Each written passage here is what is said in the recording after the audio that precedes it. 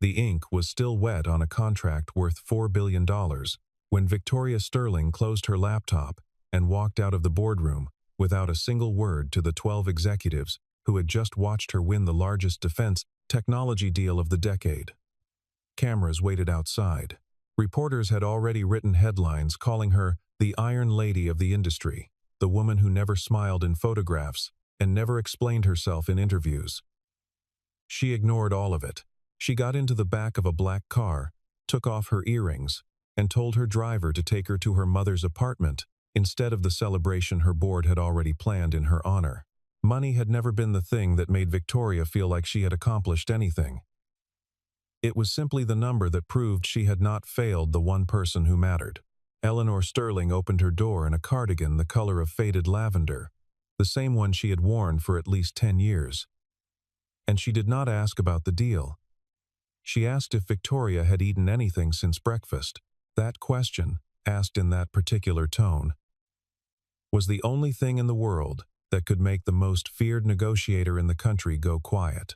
In the car on the way to dinner, Eleanor looked out the window at the city lights and asked, almost gently, if Victoria remembered the last time the two of them had shared a meal without a phone between them.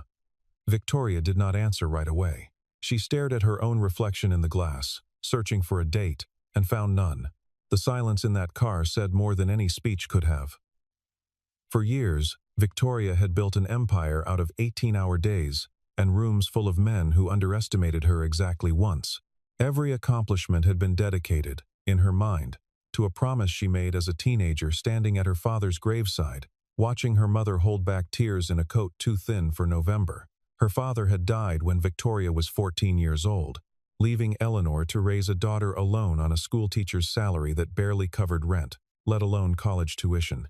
Victoria remembered watching her mother grade papers at midnight at the kitchen table, a cup of cold tea beside her, refusing every offer of help from family, because pride was the only inheritance she had left to give her daughter.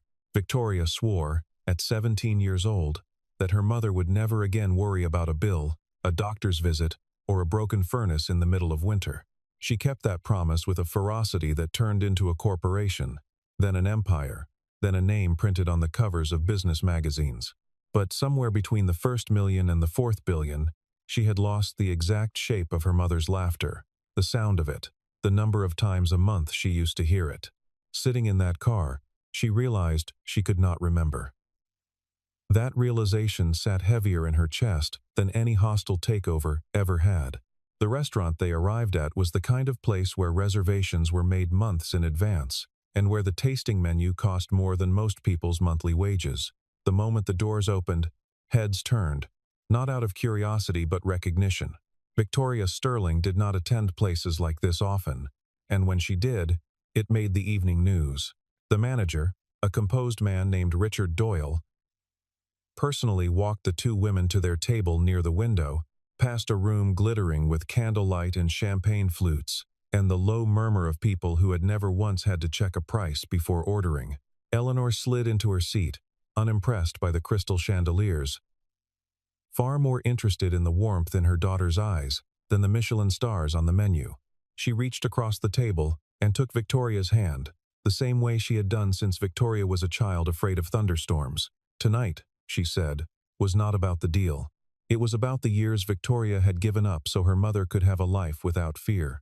Victoria's jaw tightened, the way it always did when emotion threatened to surface in public, and she simply nodded, because nodding was safer than speaking.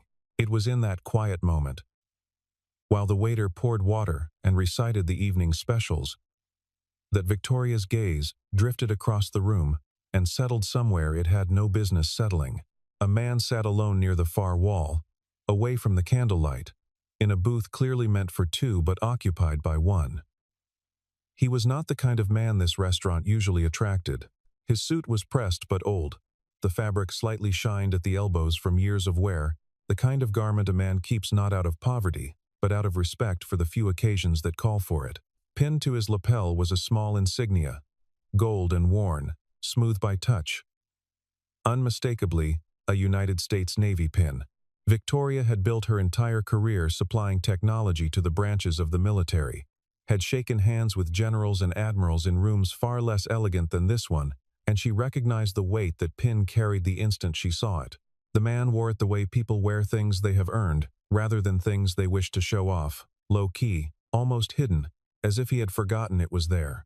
His shoes, unlike his suit, were immaculate, polished to a mirror shine that suggested a discipline no amount of money could buy. He sat with his spine straight, hands folded, studying the menu with the careful patience of someone budgeting every decision. He ordered the least expensive entree on the menu, poured his own water instead of waiting for the staff, and thanked the waiter by name after glancing quickly at his name tag. There was no bitterness in his posture, no resentment toward the wealth surrounding him, only a quiet, unhurried dignity that made him look, oddly, more at ease than anyone else in the room. Victoria found herself watching him longer than she intended, trying to place why a man who so clearly did not need to impress anyone had chosen to dine, alone, in a restaurant built entirely on the currency of impressing others. A few tables away, a cluster of young men in expensive watches and louder voices had noticed him too. And their notice was far less kind. One of them, cheeks already flushed from champagne, leaned toward his friends and said, just loud enough to carry, that some people clearly wandered into the wrong establishment. Laughter followed, cruel, in the particular way that only people who have never known hunger can be cruel. The man in the old suit heard every word. His shoulders did not tense, his expression did not change. He simply reached for his water glass, took a slow sip, and continued studying the menu as though the laughter belonged to some other room entirely. Eleanor had noticed him too, and she said so, quietly, leaning toward her daughter with the kind of certainty only a lifetime of reading people could produce. There was something in that man, she said, some kind of quality most people spent their whole lives pretending to have, and never actually earning. Victoria followed her mother's gaze again, studying the line of his jaw, the calm in his hands, the complete absence of performance in the way he carried himself. She said nothing back, but something in her had already shifted. Some small crack in the armor she had spent 20 years reinforcing. The evening moved forward the way evenings in expensive restaurants do. Slow courses arriving in careful intervals, conversation drifting between old memories and cautious new ones. But Victoria's attention kept returning, almost against her will, to the man in the booth by the wall. It was during the second course that the moment arrived, small and almost invisible to anyone not watching closely, the kind of moment that changes the direction of an entire evening. A young waiter, flustered and clearly new, delivered the wrong check to the man's table. A check meant for a party that had ordered bottles of wine costing more than a month's rent. The man studied the paper for a long moment, brow furrowing slightly, and then rose from his seat without a trace of anger, walking calmly toward the host stand to correct the mistake himself rather than making a scene. But the mistake had already caught the attention of Richard Doyle, the manager, who arrived at the situation already assuming the worst, already forming the kind of judgment that wealthy establishments form about men in old suits who question their bills. Before the man could finish his sentence, the manager was speaking over him, voice low but pointed, asking whether he intended to cover his check at all. The accusation landed in the middle of the dining room loud enough for nearby tables to hear, loud enough to draw the exact kind of attention the man had spent the entire evening quietly avoiding. His face did not flush with embarrassment. His voice did not rise in defense. He simply reached into his jacket, produced a worn leather wallet, and calmly repeated that he was there to correct an error, not to argue about payment he had never refused to make. It was in that exact moment, chair scraping softly against marble, that Victoria stood up from her own table without a word to her mother and crossed the room. Every conversation near her path seemed to quiet as she moved. The way rooms tend to quiet when someone with real power decides to use it. She reached the host stand and, in a voice that had closed deals worth more than the restaurant's entire annual revenue, informed the manager that no man wearing that insignia would be spoken to that way in any establishment she was currently seated in. The words were not loud, but they carried the particular weight of someone who had never once had to raise her voice to be obeyed. Richard Doyle's composure cracked instantly, apologies spilling out of him in a rush of stammered corrections and offers of complimentary service. Victoria did not acknowledge the apology. She turned instead to the man, extending an invitation to join her table, a gesture meant as both correction and courtesy. To her genuine surprise, and to the visible surprise of everyone watching, the man declined. He thanked her, politely, sincerely, but explained that he had no interest in anyone believing he required charity to finish a simple dinner. It was the first time in longer than Victoria could remember that someone had turned down what she offered. And something about the refusal, quiet and unshaken, stayed with her far longer than acceptance ever would have. Eleanor, watching the entire exchange unfold from their table, rose a few minutes later and crossed the room herself, moving with the unhurried warmth of a woman who had spent 30 years disarming teenagers in classrooms and saw no reason to stop now. She did not approach the man about the confrontation. She approached him about the pin on his lapel, asking, with genuine curiosity rather than performance, how long he had served. The question seemed to loosen something in him that the earlier tension had not, and for the first time that evening, he allowed himself a small, real smile. His name, he told her, was Daniel Brooks, and he had spent 15 years in the United States Navy before an accident during a training exercise ended his active service earlier than he had planned. He spoke about it plainly, without self-pity, the way men speak about weather rather than wounds. After his discharge, he had trained as a marine engineer, spending his days now repairing the massive vessels that came through the harbor, a work that paid steadily but modestly, and asked nothing of him except honesty and long hours. He mentioned none of this as though it deserved sympathy. He mentioned it the way a man describes a life he chose and does not regret. Eleanor asked why he had chosen to eat alone in a restaurant so far outside his usual routine, and Daniel admitted, with a kind of self-aware humor, that it was the anniversary of the day he left the service, and he had decided years ago to mark it somewhere that reminded him life still had good things in it, even if he could only afford to visit once a year. There was no bitterness in the admission, only a quiet gratitude that made Eleanor's eyes soften. She told him, plainly, that he had a quality most people spent their entire lives failing to develop, though she did not elaborate further, letting the compliment simply exist without explanation. Victoria remained seated during most of this exchange, watching from a distance the way one watches something unfamiliar and slightly unsettling, though not in a way she could name yet. She had spent nearly 2 decades surrounded by men who postured, who exaggerated their accomplishments in boardrooms and doubled down when questioned, who treated humility as a weakness to be exploited rather than a strength to be respected. Daniel Brooks did none of that. He answered every question completely, then stopped, offering nothing extra, asking for nothing in return, comfortable in silences that most people rush to fill. By the time Eleanor returned to the table, her expression carried the particular satisfaction of a woman who has just confirmed a suspicion. She did not push the subject further with her daughter, choosing instead to simply mention, over the next course, that men like that did not come around often, and that a woman who had spent her whole life building an empire deserved, eventually, to notice one. Victoria said nothing in response, but her eyes drifted once more toward the booth by the wall, where Daniel Brooks sat quietly finishing a meal he had nearly been shamed out of, entirely unaware of how thoroughly he had already changed the direction of the evening. The conversation that followed, once Victoria finally allowed herself to walk over and sit across from him without invitation, moved slower than any negotiation she had ever conducted, and stranger too, because for once she was not trying to win anything. Daniel spoke carefully when the subject of his marriage came up, not because he was hiding something, but because certain truths deserved to be handled gently. He had married young, right after leaving active duty, to a woman named Claire, who had waited through 2 deployments and believed, understandably, that his return would mean the end of long absences. It did not turn out that way. The Navy had given him structure, purpose, a sense of duty that translated poorly into the slower rhythms of civilian family life, and even after his discharge, he had thrown himself into work with the same intensity he once gave to his service, thinking he was providing for his family, when in truth he was simply repeating old patterns in a new uniform. The marriage ended not in anger, he explained, but in exhaustion, in 2 people who loved each other arriving. Separately, at the conclusion that love alone could not fix a home that had never truly had him present in it.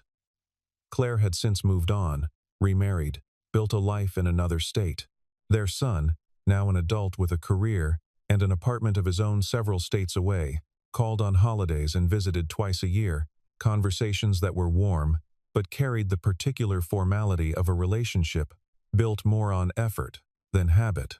Daniel did not ask for pity when he described this. He described it the way a man describes a debt he is still quietly paying, one phone call and one visit at a time, understanding that some kinds of forgiveness take longer to earn back than others. He said, plainly, that he did not regret the marriage itself. He regretted only that he had not understood, until it was too late, what it actually meant to be present. That single sentence landed on Victoria with a force she had not expected. She thought immediately of her own calendar, filled for years with back-to-back meetings that had quietly replaced actual conversations with her mother, of missed birthdays rescheduled into brief phone calls squeezed between board meetings, of a woman who had built an entire empire around protecting her mother and had somehow, in the process, spent less and less time actually being with her. Daniel's regret was not identical to hers, but it rhymed with something she had never allowed herself to examine too closely. And the recognition left her unusually quiet. She asked him, finally, if he ever wished he had chosen differently, slowed down sooner, stayed home more. Daniel considered the question with the same unhurried honesty he gave everything else, and admitted that wishing changed nothing. That the only real answer was to be more deliberate now, with the time that remained, rather than mourning the time already spent. It was, Victoria realized as she sat there in the candlelight, the wisest thing anyone had said to her in longer than she could remember, delivered without any attempt to sound wise at all, simply spoken as fact, by a man who had lived it.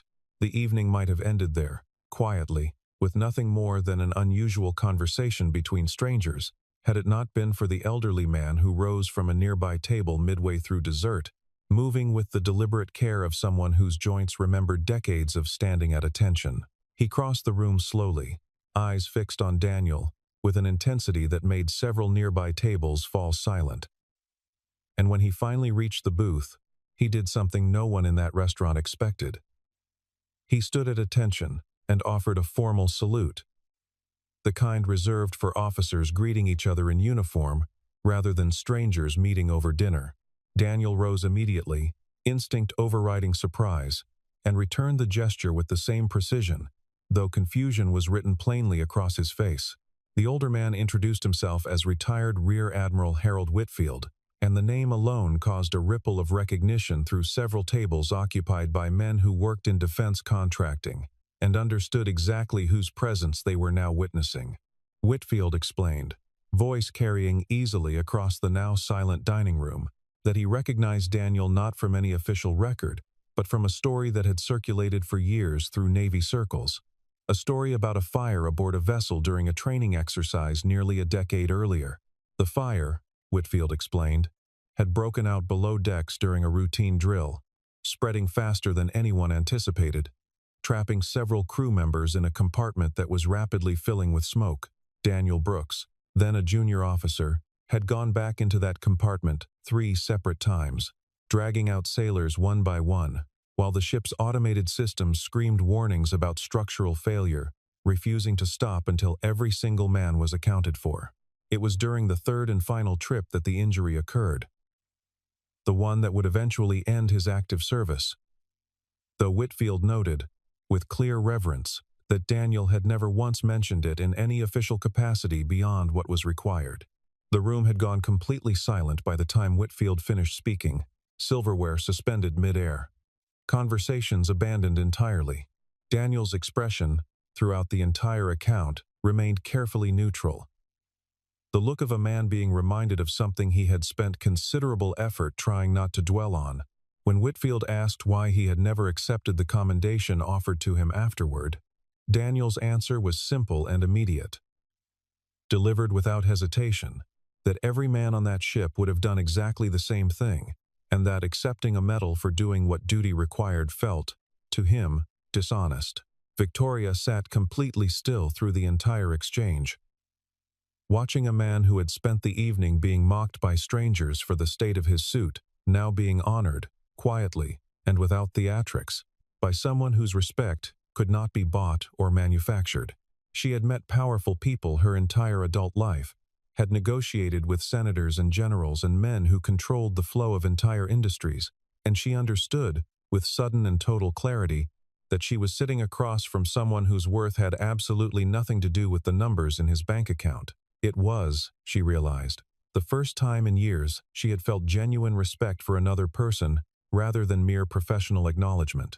After Whitfield returned to his table and conversation slowly resumed its normal murmur, Victoria excused herself and found Richard Doyle near the host stand, still visibly rattled from his earlier misjudgment.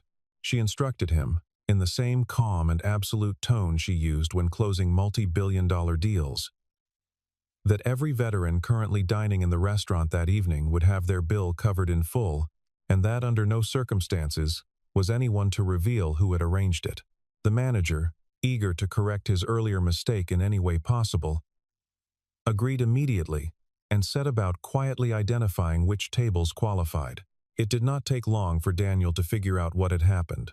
When his own check arrived marked as settled, he did not need an explanation, and he found Victoria near the entrance before she and her mother could leave.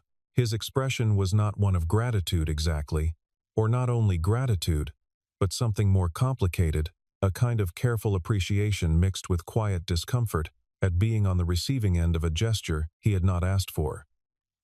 He thanked her, sincerely, but added that what he valued more than the gesture itself was the way she had stood up for him earlier, publicly, without hesitation, before anyone knew who he was or what he had done.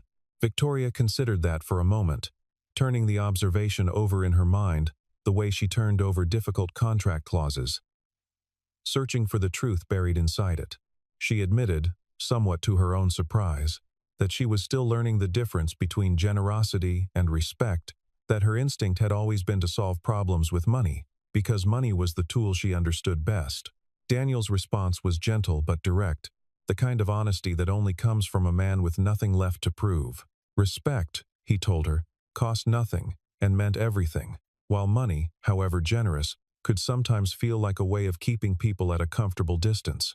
The words settled into Victoria differently than any business advice she had ever received, precisely because they carried no strategic purpose, no angle, no attempt to extract anything from her in return.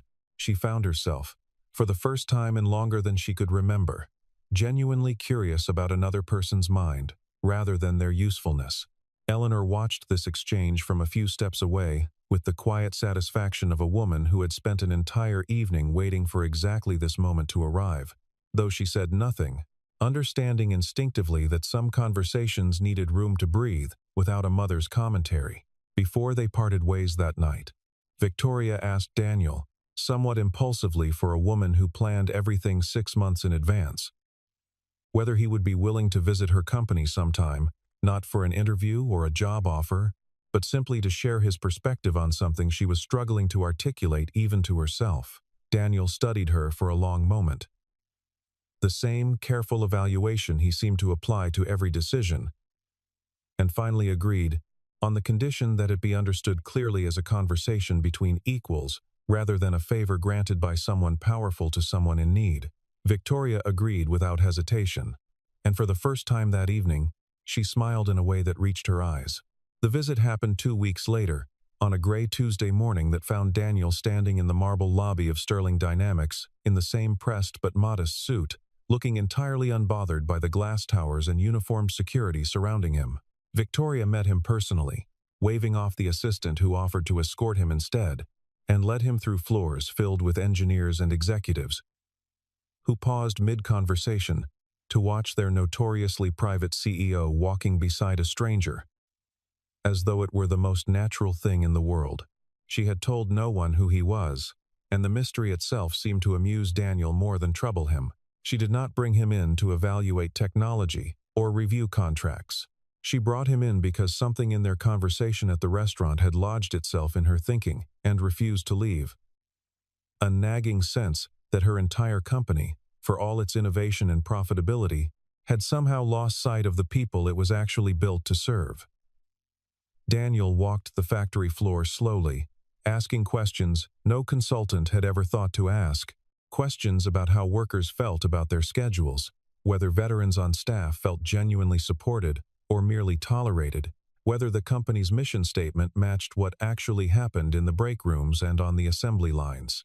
His observations, delivered without any attempt at diplomacy or corporate softening, cut straight to problems Victoria's own executives had spent years avoiding.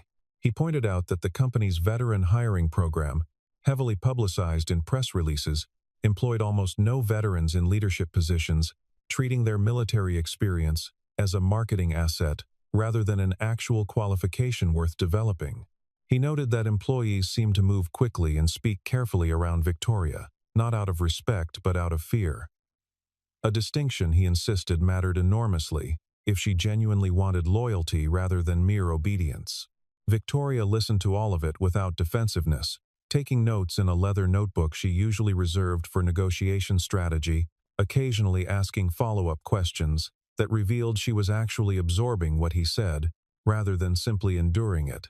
It struck her, somewhere around the third hour of the tour, that no one had spoken to her this honestly in years, not because people around her lacked opinions, but because everyone around her had learned, correctly, that her time was too valuable and her position too intimidating to risk unsolicited criticism. Daniel operated under no such constraints, and the freedom of that honesty felt, oddly, like relief. By the end of the visit, Victoria found herself laughing more than she had in months, a genuine, unguarded sound that startled the assistant walking several paces behind them. Eleanor, informed of the visit over dinner that evening, listened to her daughter recount the day with an expression of quiet, growing delight, the particular joy of a mother watching her child discover something she had long ago stopped expecting to see. She said nothing about romance directly, only that it was good, very good. To see her daughter this animated about anything that wasn't quarterly earnings. The idea for the foundation came to Victoria almost fully formed. Arriving late one night as she reviewed the company's philanthropic budget, and found herself, uncharacteristically, more interested in impact than optics. She envisioned something larger than a single donation or a symbolic hiring initiative, something structural, a genuine pathway connecting veterans transitioning out of service with real careers, real training, and real financial stability, rather than empty gestures dressed up for press releases. Within a month, the Sterling Veterans Foundation existed on paper, funded initially with a sum large enough to make her board visibly uncomfortable during the quarterly review. She called Daniel personally to ask him to serve as the foundation's lead advisor, a role that would require him to help design training programs, review candidates, and ensure the entire operation reflected the values he had spent an afternoon quietly teaching her, without ever intending to teach anything at all. Daniel accepted, though not without conditions of his own, conditions that revealed, once again, exactly the kind of man Victoria had come to respect so completely. He requested a salary far below what the position typically commanded, explaining plainly that every dollar not spent on his compensation was a dollar that could instead fund another veteran's transition into meaningful work. Victoria pushed back initially, insisting his expertise deserved fair market compensation. But Daniel held firm with the same quiet, unshakable certainty he brought to every decision. He did not need the excess, he told her, and he had spent enough of his life watching resources get funneled toward people who already had plenty, while those who actually needed help waited in longer and longer lines. The conversation ended not in argument, but in mutual understanding, Victoria agreeing to his terms while privately arranging, without his knowledge, additional funding streams that would ensure the foundation's reach could grow far beyond what either of them had initially imagined. Word of the foundation spread quickly through veteran networks, first through informal channels, and later through coverage that Victoria had not sought but did not discourage either. Coverage that focused less on her wealth and more on the actual outcomes the program produced.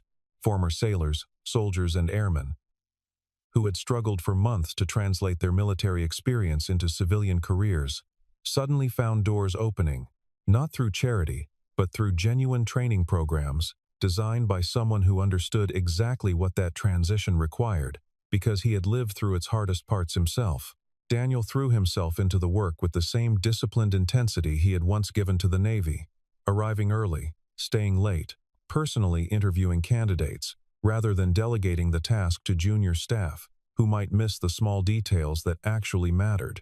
Victoria found herself visiting the Foundation's offices more frequently than her own executive floor, drawn not just by curiosity about the work but by a growing, undeniable desire to simply be near the calm, steady presence Daniel brought into every room he entered.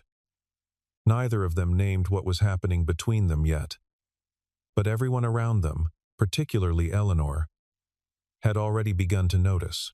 Months passed the way months do when someone finally starts paying attention to their own life instead of merely managing it. Quickly in retrospect, but slowly, in the living of each individual day, the Foundation grew steadily, expanding from a single training center into 3 locations across 2 states, employing case managers, career counselors, and mentors, many of them veterans themselves who understood the particular weight of walking back into civilian life without a map. Hundreds of former service members found stable employment through programs Daniel had designed from first-hand experience, programs that treated their military service as an asset to be developed rather than a gap to be explained away. Victoria's public image shifted gradually, almost without her noticing. From the distant and formidable Iron Lady the press had once labeled her, into something warmer, though no less respected. Industry publications began writing not just about her business acumen, but about her commitment to the people her success had once seemed entirely separate from. And she found, to her genuine surprise, that this version of recognition felt far more satisfying than any headline about a billion-dollar contract ever had. She had spent 2 decades chasing a kind of validation that always seemed to slip further away the moment she reached it. And only now did she understand why. Her relationship with Daniel had deepened in ways neither of them rushed or forced. Built not on grand romantic gestures but on the accumulated weight of small, consistent moments. A shared lunch here, a late evening conversation there, a quiet understanding that grew more solid with each passing week. He never once asked her for anything beyond her genuine attention, never seemed impressed or intimidated by her wealth, treated her simply as a person worth knowing, rather than a fortune worth pursuing. It was, Victoria realized, the first relationship in her adult life built entirely without an agenda. And the novelty of it left her both unsettled and, increasingly, deeply content. Eleanor watched all of this unfold with the particular satisfaction of a mother whose long patience had finally been rewarded, though she was careful never to push too hard, understanding that her daughter's guardedness had been earned through real pain and needed to dissolve on its own timeline rather than anyone else's insistence. She had watched Victoria endure a devastating betrayal years earlier, an engagement that ended when the man in question was discovered to have been more interested in sterling family wealth than in sterling family love, an experience that had left Victoria convinced, for years, that trust was a liability she could no longer afford. Daniel never knew the details of that earlier heartbreak, not because Victoria hid them deliberately, but because the subject simply never needed to come up between 2 people who had learned to communicate through action rather than exhaustive explanation. What he offered her, without ever framing it as an offering, was proof that steadiness and integrity still existed in a world she had come to view with permanent suspicion. Slowly, carefully, Victoria allowed herself to believe that proof, one quiet dinner and one honest conversation at a time, until belief became something closer to certainty. The anniversary dinner arrived nearly a year to the day after that first extraordinary evening, and Victoria insisted, without much debate, that they return to the very same restaurant where everything had begun, the same table near the window, where Eleanor had once asked her daughter when they had last shared a meal without distraction. Richard Doyle, the manager who had once so badly misjudged Daniel, personally oversaw their reservation this time, a gesture of quiet apology neither Victoria nor Daniel ever mentioned, but both clearly understood and appreciated in equal measure. The restaurant looked exactly as it had that first night, candlelight flickering across white tablecloths, the same low murmur of conversation filling the room. Eleanor arrived first, seated at the same table, watching the door with the particular anticipation of a woman who suspected something significant was about to happen but had promised herself not to guess out loud. When Victoria and Daniel walked in together, hand in hand, something in Eleanor's chest loosened in a way she had not fully realized was still tight until that exact moment. She had spent years quietly worrying that her daughter's success had come at the cost of her happiness, that the empire Victoria built had somehow hollowed out the very heart it was meant to protect. And watching her now, laughing easily, unguarded, answered every worry Eleanor had never spoken aloud. Over dinner, the conversation moved easily between the Foundation's latest successes. A story Daniel shared about a young veteran who had just completed training and accepted his first civilian engineering position, and the quieter, more personal territory the three of them had never fully explored together.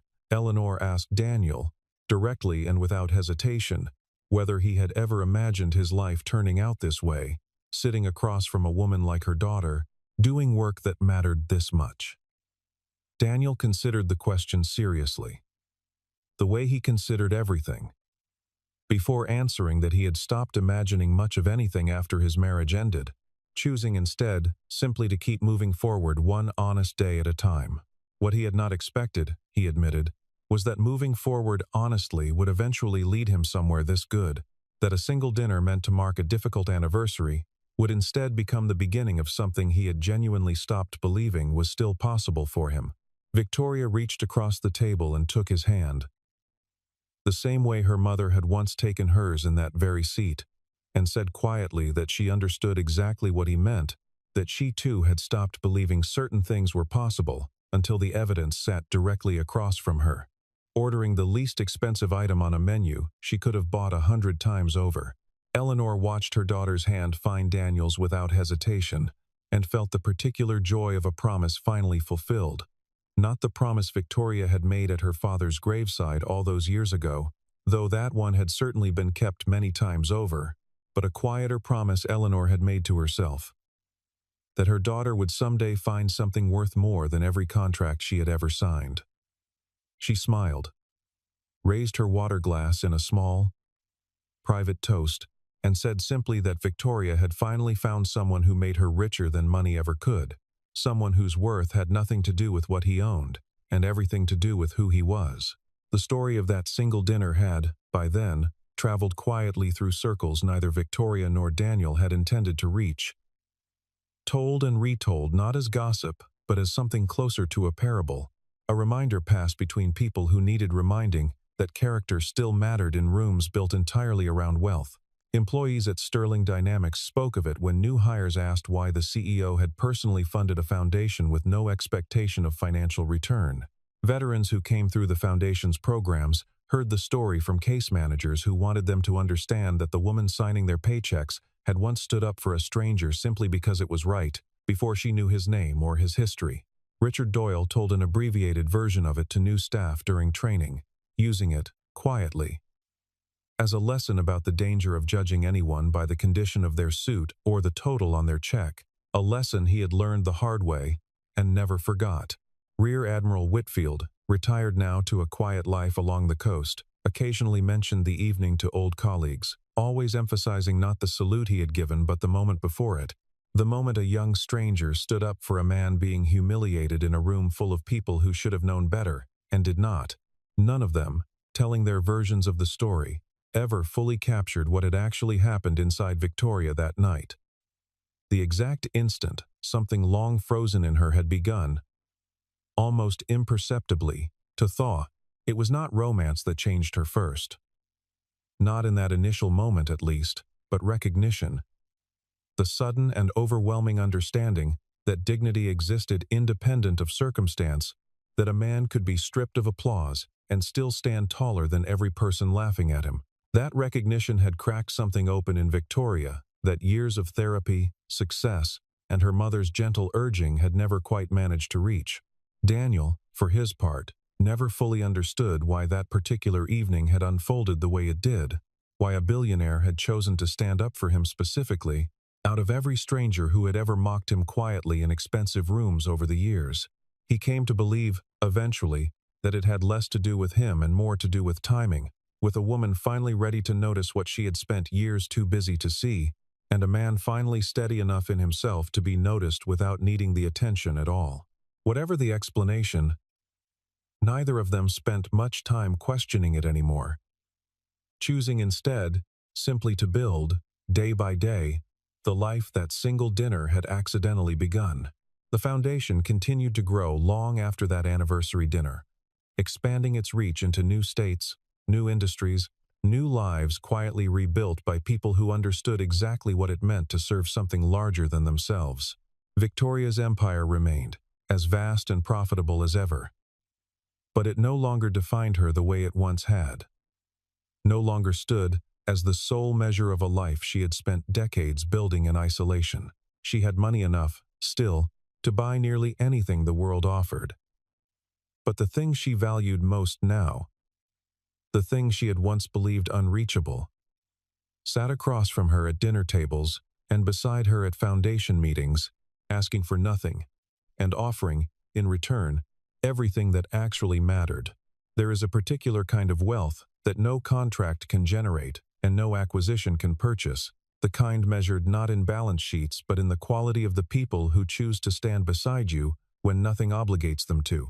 Victoria Sterling had spent the better part of 2 decades accumulating one form of wealth so completely that she nearly missed the arrival of the other, until a single dinner, meant only as a quiet thank you to her mother, placed a stranger in old shoes and a navy pin directly in her path. What began as an act of instinctive defense against casual cruelty became, slowly and without either of them forcing it, the foundation of something neither wealth nor success had ever managed to give her. Eleanor Sterling got exactly what she had hoped for. Quietly, patiently, for years. Watching her daughter finally set down the armor she had worn since adolescence and discover that vulnerability, chosen carefully and offered to the right person, was not a weakness at all but simply another form of strength. Daniel Brooks got a purpose beyond the one the Navy had once given him, a chance to serve people again in a way that honored both his past and the family he still loved from a careful distance, and alongside it, unexpectedly, a partner who valued exactly the qualities the rest of the world had once overlooked in a worn suit and a quiet corner booth. And somewhere in that intersection, between a woman who had everything money could offer and a man who had learned to live richly on very little, the truest measure of the evening revealed itself, not in the size of the check Victoria had quietly settled that first night, but in the respect she had offered before she ever knew there was anything worth respecting. A single act of kindness, extended without calculation to a stranger who needed nothing more than to be treated fairly, rippled outward into hundreds of other lives, proving, again and again, that gratitude and dignity build a kind of value no fortune can ever fully replicate.